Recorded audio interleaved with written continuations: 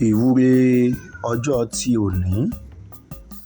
Olodumare ọba dániwáyé, gbogbo ìwọ tí ò ń gbọ́ mi ní òwúrọ̀ yìí ní ọjọ́ ti òní, ọba dániwáyé yóò jẹ́ kí wọ́n kí ẹ kú oríire. Ohun tí ó ń dùn ẹ́ lọ́kàn nírọ̀rùn ni ọba mi òkè yóò ṣe fún ẹ. O gbọ́ ohun tí Ifá ń wí. Ó ní bẹ́ẹ̀ gẹ́lẹ́ ní babaláwo tèmi ṣẹnuré kí fábẹ́lọ̀ mi là ń ṣẹnuré fọ́ sílẹ̀. Ẹ wo ọ̀nà tààrà tí mo pé Ọ̀rúnmìlà tí mo fi jẹ́ bẹ́ẹ̀ níbẹ̀ rí. Ìṣẹ́ ní ń ṣọmọ bí alailara, ìyá ní ń jọmọ bí ẹni ò níye kan. Àrọ̀wọ́ tó ní ń jàgbà níyà. Babaláwo Olú ló ti bá Olu-olu lọ wẹri ọ̀la saala oko ẹbọ lọ́ní ó ṣe. Mo wẹri ọ̀la mo rire, ìgbà yìí mo ti wẹri ọ̀la mi ò kú mọ́.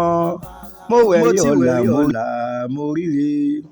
Gbogbo etí tí ó ń gbọ́ mi ní ọjọ́ ti òní, oríire á sọrí. Ẹ̀dá rẹ yóò gbé gbogbo orí rẹ fún ẹ. O ò tún ní ṣe ẹrú mọ́. O ò tún ní mọ.Mo.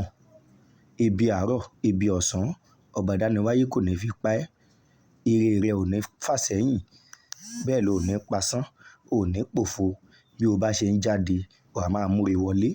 Bẹ́ẹ̀ ló ṣe máa rí ní ọlá aṣíwájú wa Ọ̀rúnmìlà. Ẹ̀là mọ̀yìnbọ̀ ró, ẹ̀là mọ̀yìnbọ̀ yìí. Bẹ́ẹ̀ ẹ̀là mọ̀yìnbọ̀ ṣiṣẹ́. Ògbó àtọ́ àsúre.